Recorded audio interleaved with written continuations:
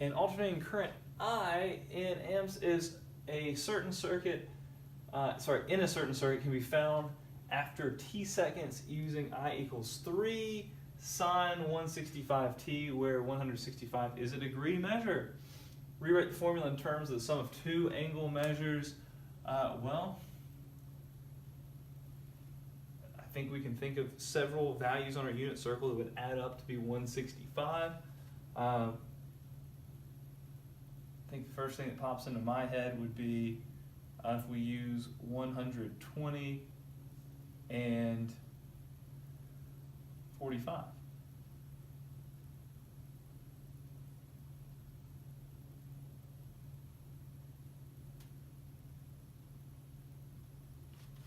Yeah. So now we want to use a sign identity to find the exact value after 1 second. Well, t is going to be time, so we put in a 1 here. All right, well, that essentially goes away. We're really just dealing with 3 sine I equals 3 sine of 120 plus 45. Okay, so it's going to be 3 times whatever we get from this sum right here. And so we want to perform this sum sign. And so you have to remember we have to look back to our sum identity for sine, and that is sine of A, or alpha, cosine of beta.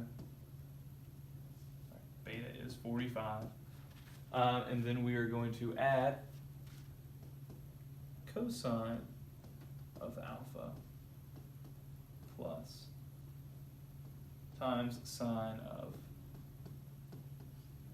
beta. All right, so the 3 is going to be on the outside.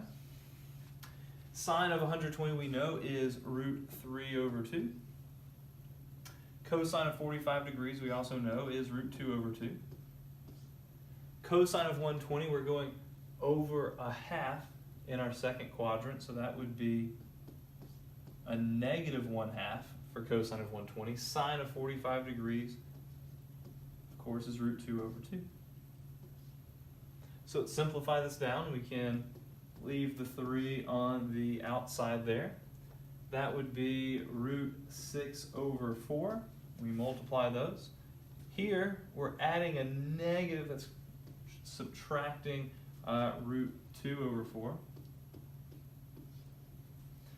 And we can subtract this. There's already a common denominator. Distribute the 3. This gives us 3 times that root 6 minus root 2. On the bottom we have 4. We could distribute that 3 if we need to, and really it also looks fine the way it is. Throw on our units.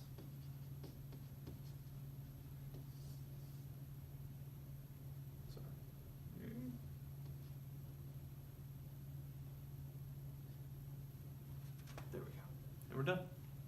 We can also use our sum and difference identities to rewrite what we see as, maybe something easier. Because I don't know the tangent of 32 degrees, the tangent of 13 degrees. I don't know those exact values, but if I realize what this expression is doing, this expression is representing the sum of tangent of 32 plus 13.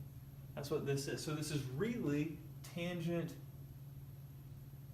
of 45 degrees, because that's 32 plus 13. That's what all this is representing. Go back to your tangent identity, just double check. You don't want to just, assume, but that is what this is representing. And tangent of 45 degrees is 1. We just found the exact value of this. And that wasn't too hard. Let's look at this one. This one's a little bit more complicated. Here we have sine of x, sine of 3x, cosine of x, cosine of 3. All right. We just want to simplify it. We aren't going to be able to find what x is. This isn't an equation, but we can simplify this down to be something rather nice. If you go back and look at your sum and difference identities, there's only a few. I'll flip back to them here. There's only a few that group the sine and the cosines together. We have this one right here. Cosine and sine are grouped together, And over here, our cosine of a plus b, they are grouped together with a minus. And the minus is nice because notice how we are subtracting in ours. The problem is it's cosine minus sine. So if I rewrite this to where it's cosine and then sine,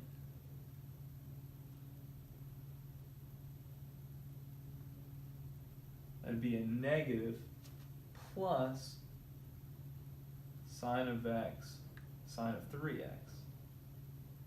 And now I can make this subtraction by factoring out the negative.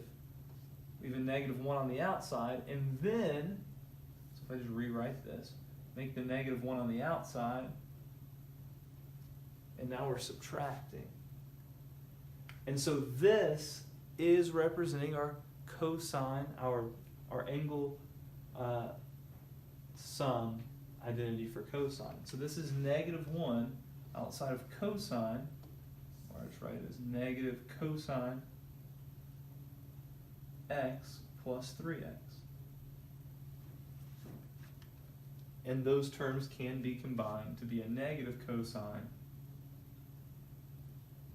of 4x. So it looks treacherous at the beginning. Take a second, look back at those identities, see what this might look like. See how you can rearrange it using, real properties that we are allowed to do. We're allowed to use the commutative property, we're allowed to factor out that negative and rewrite it so that we can make it nice and simple. That's just a negative cosine of 4x.